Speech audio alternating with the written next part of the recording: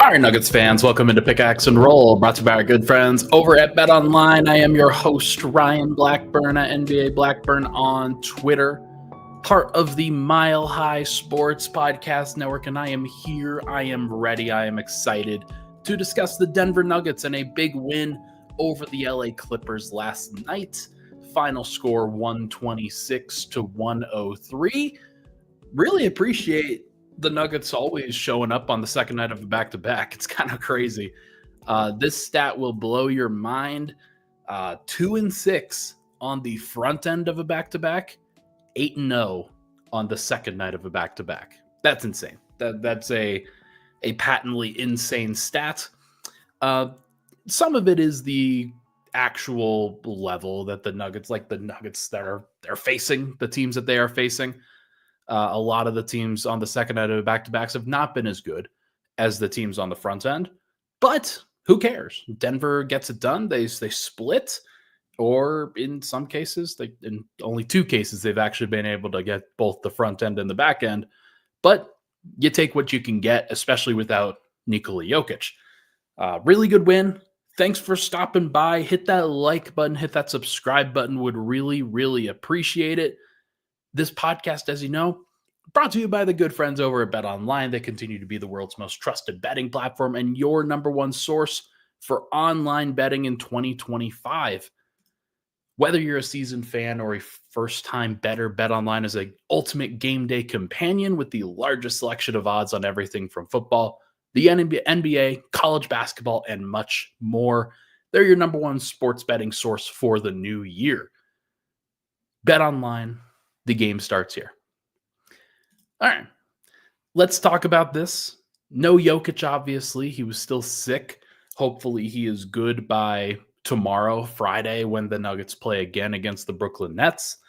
But still just a really nice performance from these Nuggets. And it was an overall, all-around performance. I titled it Westbrook Revenge because I think that was ultimately the story of the game. But I think you could point to a lot of different guys and say that everybody pretty much played well. You had 6 different guys in double figures.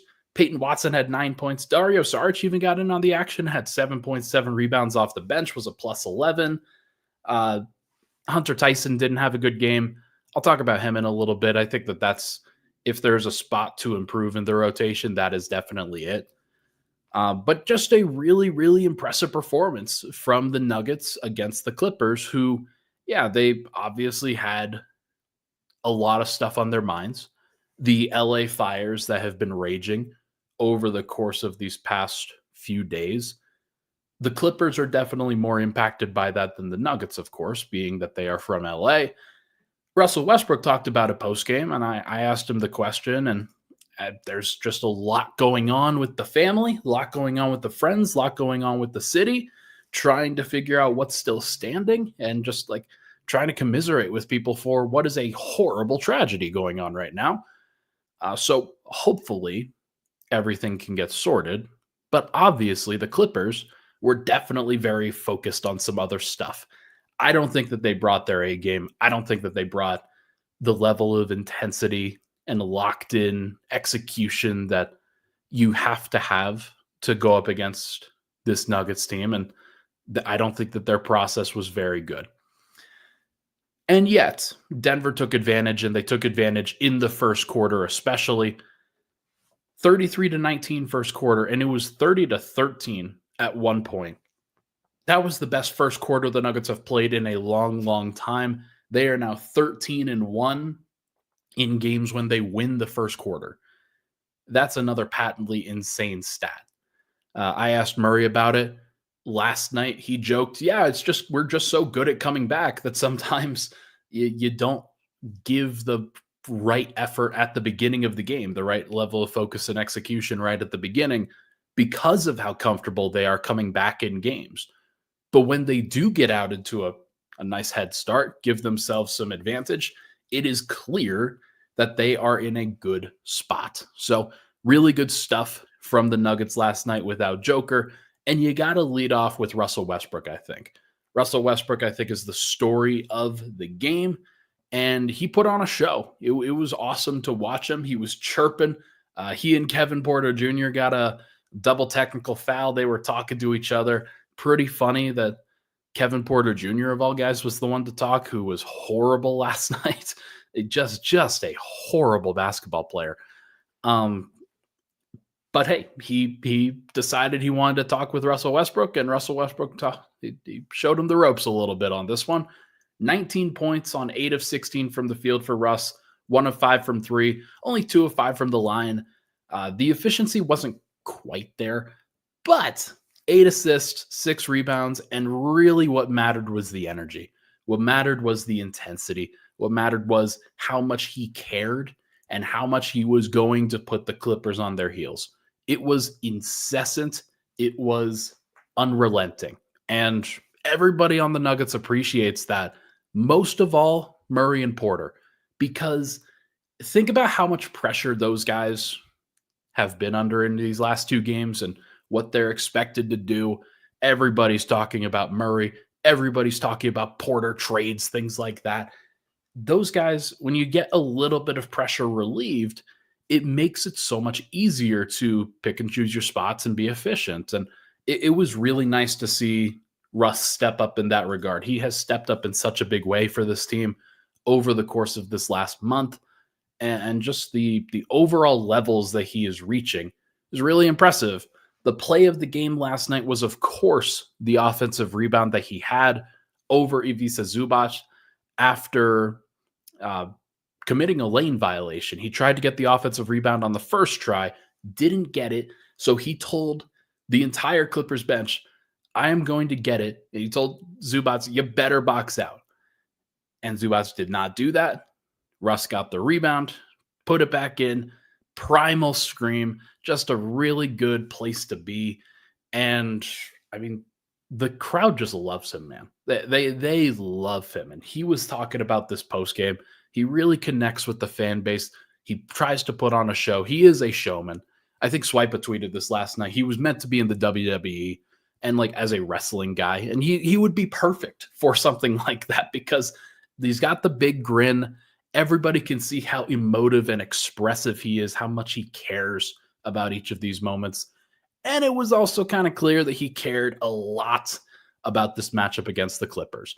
And good on him. Like, good on him for caring. It is so rare, I think, in the NBA to get a veteran of his stature that cares on a night-to-night basis as much as he does. And I have talked about his weaknesses. I've talked about his strengths. I've talked about where the Nuggets can use him, where they need to not use him. This is the perfect moment for him to be used without Jokic because he is willing and able to take on a larger role. He can assume a lot of those responsibilities as a playmaker, as a facilitator, and just as somebody who takes attention from the rest of the team. And he's been great with that. It didn't work against the Boston Celtics, although he did a pretty good job, just had 8 turnovers, and that's obviously something that he had to clean up. In this game, he had 3. And that was very clearly the difference, where Denver was able to get out and run.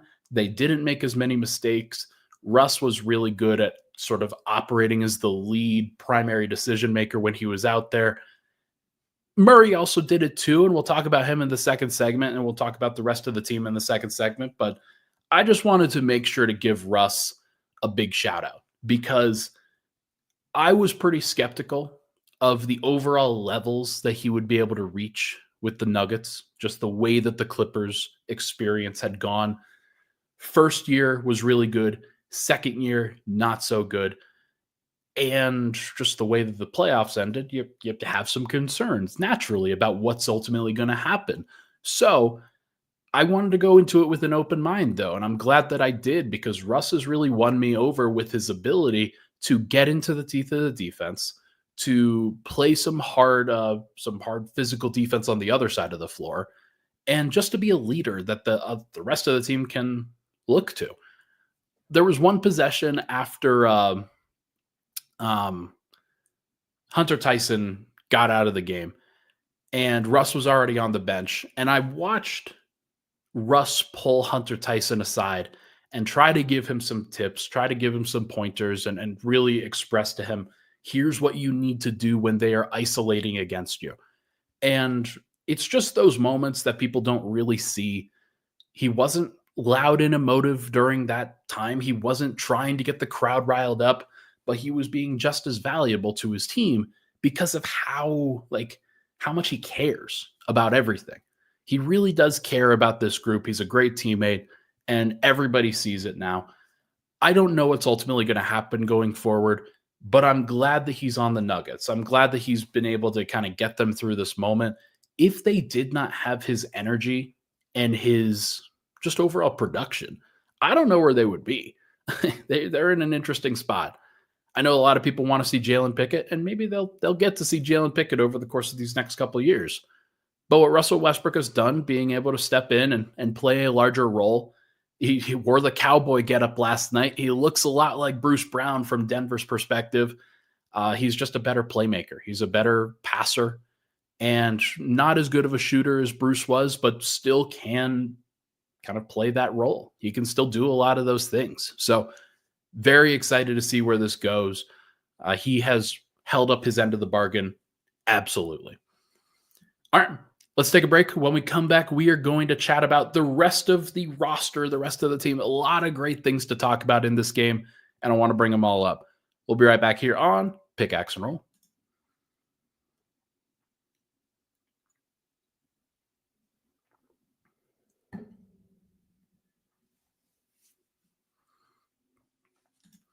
All right, back at it, Pickaxe and Roll. Thank you so much for tuning into the show. Hit the like button, hit the subscribe button. Would really, really appreciate it. I didn't know if I was going to talk about Russ first or Murray first. I figured that Russ first made a lot of sense, just facing off against his former team, what he was able to do, how consistent he has been over the course of these past few weeks. It's been really good. And he'll have some bad games for sure, but I do think that the level of effort and energy and intensity is always there. It's just a teensy little bit more in this one against the Clippers. So wanted to make sure to credit that where credit is due. But Jamal Murray, really good game. Led the team at plus 24 last night in 34 minutes. Still did play probably too many minutes overall. But look, you get a blowout win. He plays well. You want to see him continue to play well. You want to see him get those opportunities to see the ball go through the net as often as possible, running a good pick and roll, operating transition really well. He did a really good job. 21 points, 9 assists, 7 of 13 from the field, 4 of 6 from 3. Take the threes. Take the threes. I'm trying to instill that as often as possible. It's going to make his job so much easier if he is willing and able to take the three. There are so many examples that I can point to in this game last night where the crowd got into it. Everybody was behind it. You are able and willing to take those shots, space the floor, be a danger to the opposing team when you do shoot that ball. Because if the opposing team believes that you're going to shoot it, they're going to overreact, and it's going to make driving into the paint all the easier. He has such great moves when he's able to get into them on the perimeter, and they can help him create some space. If he just throws in a hesitation where somebody believes that he's actually going to shoot, that's so big. It is so big. And it's just so clear to me that the best version of Jamal Murray is the one that is so dangerous from 3-point range that the opposing team needs to react, and they need to overreact. And then everything else kind of falls into place after that. Pass the ball really well, set up his teammates really well. But again, nearly breaking out the blue arrow last night, that is where I was that's where I was really impressed with him. Now, it's one game. He's got to continue to string those together, but this is just something that I think if he continues to do, people are going to come back around to him. I do genuinely believe that. But he's got to keep trying it. He's got to keep putting in the work. He's got to keep being willing to take those outside shots. It's an annual thing. Every time he takes more threes, the Nuggets are more successful. So I hope he continues to do it. I know he likes to play with the ball in his hands, and navigate a whole bunch of traffic and do some of those things inside the arc. That's not the role he needs to play for the Nuggets, in my opinion. I think he needs to be the spacer. He needs to be somebody who, like, when he comes down the court, pulls up from three, everybody can get behind that shot because he needs to be that spacer. And if he shoots 40+% from three, why not? Why not shoot it? So that's a big deal. Michael Porter Jr. also, like, 19 points, 8 of 12 from the field, 3 of 5 from three for him. The first 3 shots that he hit in this game were some of the most difficult I've seen him take. And it was awesome. It was great. Like, he's playing with a lot of confidence right now. Even, like, threw the ball the length of the floor a couple times as a playmaker. Just doing a really good job overall within his role. The 3 shots I'm talking about, spinning, contorting, fadeaway mid-range jumper, probably harder than he had to make it. But against Nicholas Batum, you do not want to, I think it was against Batum, you do not want to get too deep into the teeth of the defense, I'll say. Because he's so great with his hands. Like, Nick Batum in 9 minutes had 2 steals last night. And he's just, I adore his game. He is so good. But then Porter had 2 pull-up threes. He waited for Zubas to back off just a touch and then hit the pull-up 3 in his face. And then the transition 3 that he hit to force a timeout, that's when you knew things were going down, because that was a contested jumper. That was a very contested shot. Everybody knew he was going to shoot it. He knew he was going to shoot it. The Clippers knew he was going to shoot it, and it did not matter. It was just a very, very impressive shot, very impressive look. That was a Michael Porter, I was just told to shoot that shot kind of shot. It was great. So, look, 27 minutes for him, that's a good number. You need to get him some rest because he is playing such heavy minutes. So glad that Malone did not put him back in the fourth quarter. Couple of other guys to talk about. I got to give a shout out to DeAndre Jordan. That dude was killing it last night. He was so good. And it gives a lot of people great joy, specifically my co-host over at Locked On, Matt Moore, to see DeAndre Jordan being rewarded for the work that he has put in, the relentless pursuit for being a good teammate that he has been. And he's been great, like on the plus-minus front over the course of this entire season. He's been by far Denver's second-best center behind the 3-time MVP himself. 23 minutes, 12 points, 9 rebounds, 2 assists, 2 steals. He changed a lot of shots around the rim. He set great screens. Like, that's what you're supposed to get from a starting caliber center. DeAndre Jordan was a starting caliber center last night, and that's exactly what you're hoping for. Just really good stuff from him. He helped set the table for a lot of different stuff on both ends of the floor. And the alley-oop that he had, catching the ball one-handed from Russell Westbrook and then punching it through, that was sick. That's one of those flashback moments that I know Matt was so disappointed that he wasn't in the stands for that one, that he couldn't just look at me and just give me the business on that one. So funny. But no, he absolutely deserved it. It was really cool to see. Christian Brown, 15 points, 6 of 8 from the field, 2 of 2 from 3. I thought he was okay on the defensive end. I thought there were some things that he didn't do that well. Got into foul trouble, not necessarily his fault entirely, but he did shoot the ball well. 2 of 2 from 3 is a big deal. Want to see him continuing to take as many of those shots as possible, but even if he doesn't take those shots, 15 points on 8 shots is really good. That's about as good of efficiency as you could possibly ask for from your starting 2 guard, or now 3. He's your 3 when Russ and Murray are out there together. Julian Strawther. I saw some commentary from Julian Strawther in the comments section. 16 points in 32 minutes off the bench. He's looking better. And I made a point to say this about a week ago. Julian is in a really good spot. He's starting to develop that rhythm, that chemistry, and I think, understanding of what his role and responsibilities are supposed to be. In doing the shot chart, or the game chart, the rotation chart last night, he played all of 32 minutes, or not 32, like 28 minutes at the 2 guard in the first 44 minutes of the game. Murray and Westbrook, when they're out together, like he wasn't on the floor. But anytime one of those guys wasn't on the floor, Julian was out there. And Russ made sure to set him up. Jamal made sure to set him up. Those guys got some easy assists because Julian was hitting his shots. And the spacing that he provides, 4 of 8 from 3. Michael Malone was talking about it last night. He said, I get on Julian for not looking to shoot. Not when he shoots, not looking to shoot. Everybody can see how talented of an outside shooter he is. Like, he just has such great touch from out there. And it was awesome to see what he was able to do. And this is funny. Everybody's now doing the thumbs down on this. We didn't actually ask him what this meant. I am too old. I'm 28 years old. I am now too old to know exactly what this means. I know that the Yankees did it during the World Series, but it was pretty cool to watch him do it. And he was just doing it every single time he hit the shot. So pretty good stuff from him. He's getting comfortable. He's getting confident.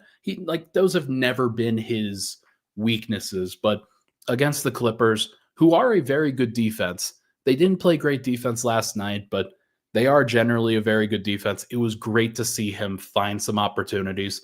The Nuggets were just running some simple pitch action with the guards, where Jamal went up the left side of the floor. He went and kind of basically set a half brush screen for Julian, and they went under the screen.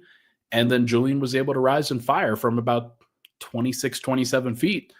And he got hit nothing but the bottom a lot of the time, and just really good stuff. But overall, his defense was better too. And that's something that I know a lot of people have been harping on. And I'm hoping that everybody can come around to that, because that was just a great thing. Oh, we're okay. I know it from Gladiator. I didn't realize that he was doing it from there, but he was executing. That's great. That's awesome. I love that. I hope that is what it actually is, because it's kind of sick. I'm with it. By the way, I thought Gladiator 2 was good. I know that there's a lot of people that criticize, and it's really hard to live up to the actual Gladiator movie. Gladiator 2 was great, and I tend to think that too many people look too fondly on the classics, and I thought the Gladiator 2 was awesome. So good stuff from Julian Strawther. Cedric pops in with the super chat. He says Russ should start. He's that guy we always needed. You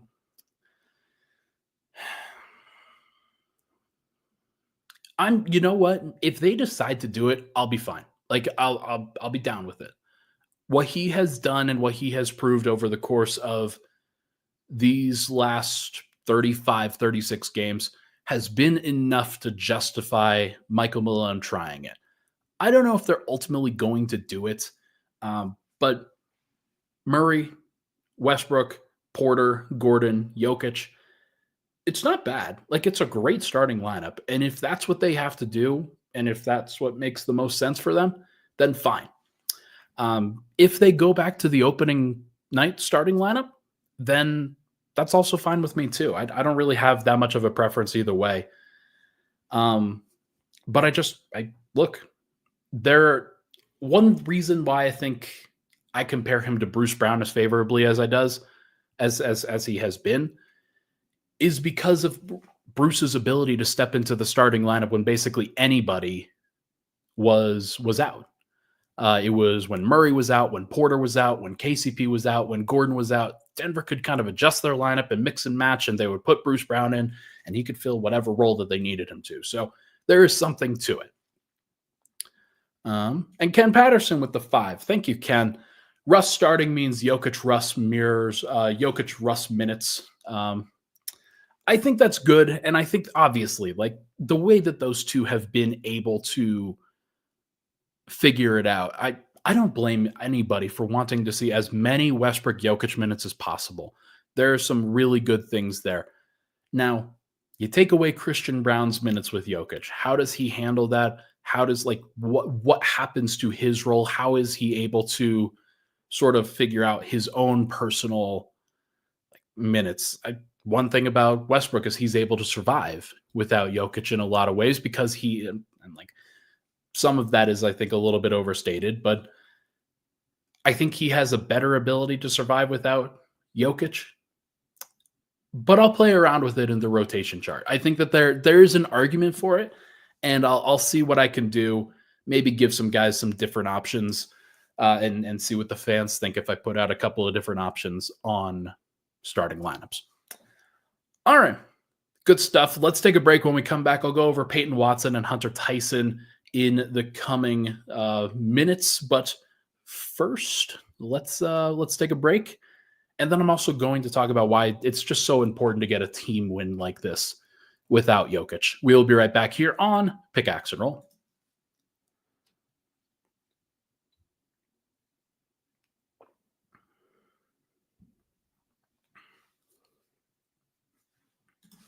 Final segment, Pickaxe and Roll. Thank you so much for tuning into the show. Hit that like button, hit that subscribe button, folks. Really appreciate all the love and support on the show. Thank you for the super chats. Thank you for a bump in chat here. Very excited always to have folks in while I'm podcasting live. So thank you so much. All right. Peyton Watson. Really good defense from Peyton, especially in the first half. I thought that he made things really difficult for both Harden and for Norman Powell, although Norm had 30 points. He got a lot of that from the free throw line, of course.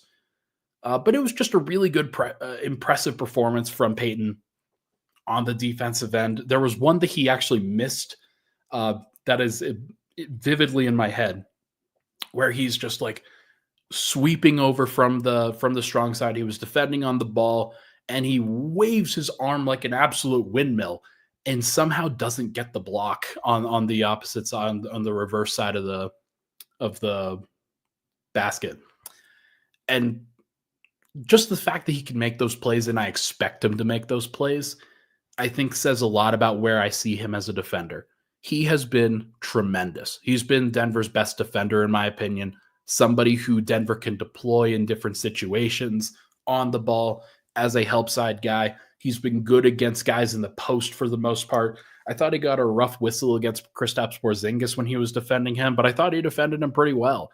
And just overall, it feels like he is taking another step as a defender in a larger role. His steal rate is a little bit higher. His block rate is about the same from where it was last year.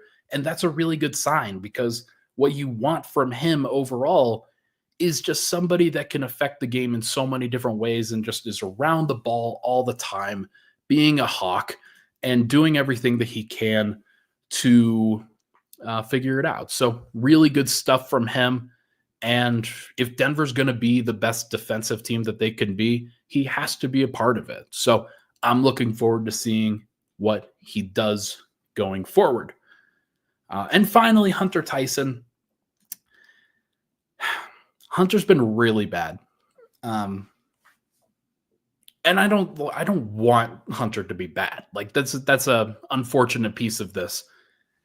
Anytime he comes on the court, like when it was Harden, when it was Norman Powell, they were like, I will set a screen so I can get that guy on me, and then I'm going to go one-on-one against him. And Hunter's really struggling and trying to figure out how he can impact the game when he is being hunted like that. Guys are shooting over him. They're drawing fouls. They're doing like Hunter committed 3 fouls in 9 minutes last night. And I know that Harden was trying to get him into that position as often as possible. So he has to be better on the defensive end. It is a requirement that he is better on the defensive end, or else he's just never going to play. Michael Malone was fed up with him last night, and he played him about 4 or 5 minutes in the first half and then decided, nope, we're going to go with an 8-man rotation in the second half until we got to garbage time. And that's just how it went. He played Christian Brown probably too many minutes. He played Jamal Murray probably too many minutes, in part because he couldn't really trust Hunter. Now, when Aaron comes back, the rotation will change, and they're not going to need Hunter to play any minutes at all. But if there's another injury in the front court, whether it's to Porter or Watson or Gordon or even Strawther, or Brown especially, any of those guys, they're probably going to need somebody on the wing or on the forward to be able to play. And I just don't think Hunter can do it. So he's going to keep getting opportunities. Michael Malone's not going to just give up on him.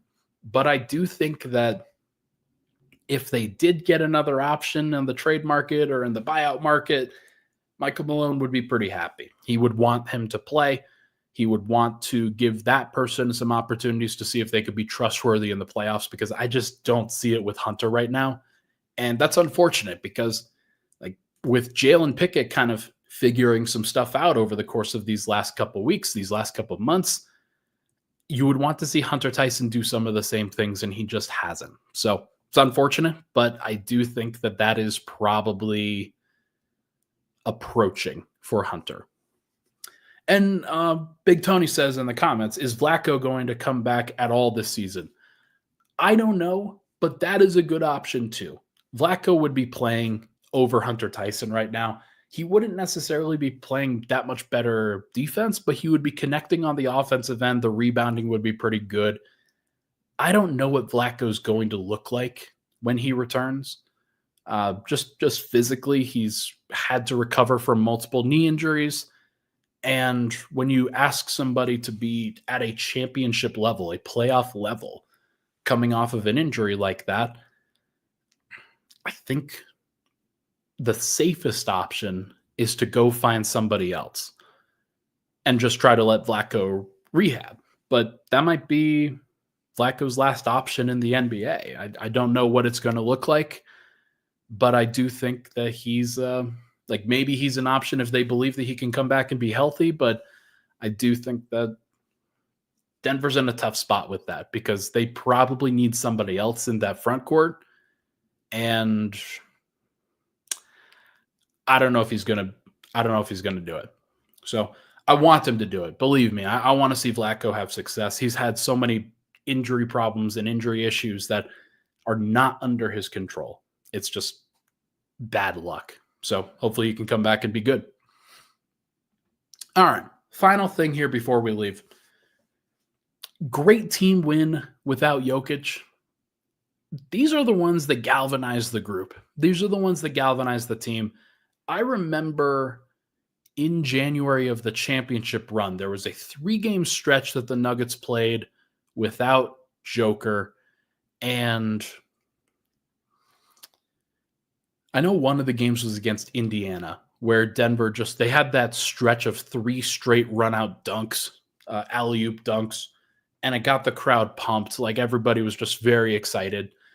And those moments are really awesome for the team because they show that the team is not just Jokic. And I think that the team needs that reminder on a consistent basis because Joker is so good. And he is so all-encompassing for what they do. He is so valuable for what they do. He's the best player in the world, and he plays a very specific role where he has his hand in absolutely everything. And it can be a difficult reminder sometimes that you need to be great even while he's out there, because there is so often a willingness and a desire to just give him the ball, to just put him in a position to succeed, to make sure to do everything that he needs to do in order to be successful for him, because usually that is good enough to get the job done. And I like wins like this where Joker doesn't play because it reminds the entire group that, oh yeah, we're really freaking good basketball players too. Being in the NBA by itself is an accomplishment. It's the highest possible level. These guys are so good. And sometimes the reminder needs to happen that it's not just because Jokic is good that you're in the NBA. It's not just because Jokic is good that you got paid. It's because people thought that you were very good and that you could help the team win and you could help him win. And so I tend to think and value these kinds of games a little bit more because, one, it's a reminder to the entire group that they don't have to go through Jokic every single time to just provide simple offense, to just do simple defense. guys are capable of making it happen even when Joker doesn't touch the ball. I think Jokic needs to remember that too when he comes back. He's probably going to dominate the ball. He's probably going to do what he does. And the team is probably going to be more than happy to get him back, of course, and to be able to rely on him again. Obviously, the team can't win anything of seriousness without him in the lineup. But this is a good reminder that even when he's off the floor, that they can put together good minutes in those situations, in the playoffs.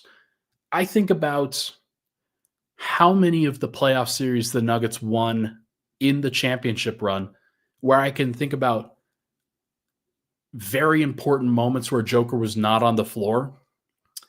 I think about the Minnesota series where the game 1 and game 2, especially, the Nuggets were able to set the tone in that series with Murray, Brown, Gordon, Jeff Green. That lineup was such a big deal in the first 2 games. And the T-Wolves just expected that they were going to be able to score against that lineup, that they were able to dominate that lineup. And the Nuggets dominated instead. And that was such a big deal. The Suns, I don't really remember anything in particular. The Lakers game, the Lakers in game 4, Jokic got into foul trouble in that game 4. And Denver needed to be able to survive in those minutes. I think they had the 4 starters in Bruce Brown. I think it was Murray, Bruce, KCP, Porter, Gordon were out there. And those guys not only kept Denver in it, but they actually made up some ground in the 6 to 8 minutes that they played without Joker. And that was such a big deal too.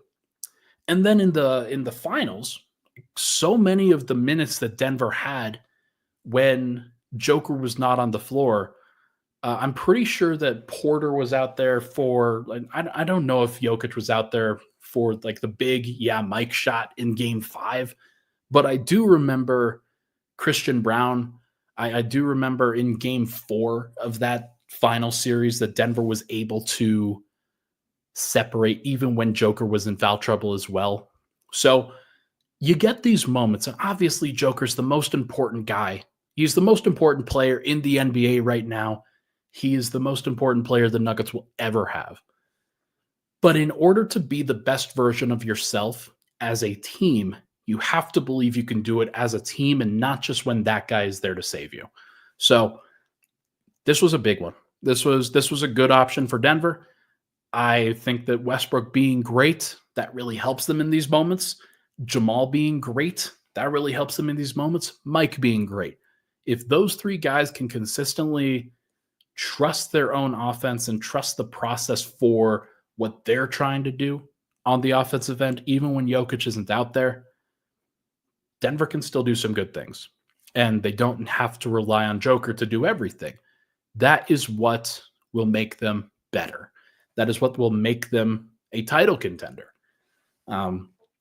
It's one of the reasons why I put them a tier below right now, or especially in these first 35 games, because they were so reliant, because the bench was so bad.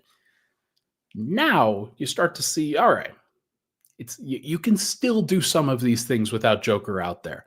And I think that is a very important place to be. So we will see. We will see what happens. But yeah, I tend to think that the Nuggets are going to be at their best when they are doing when everybody is involved and not just Joker. Obviously, again, he's the most important player in the NBA. He's the most important player for the Nuggets. And he has made that because he can take up those parts when Denver's bench is not performing. But until then, you want to save his energy as much as possible. You want to be as good as possible, even when Joker is out there, because it will free him up to be great in the playoffs when the time comes.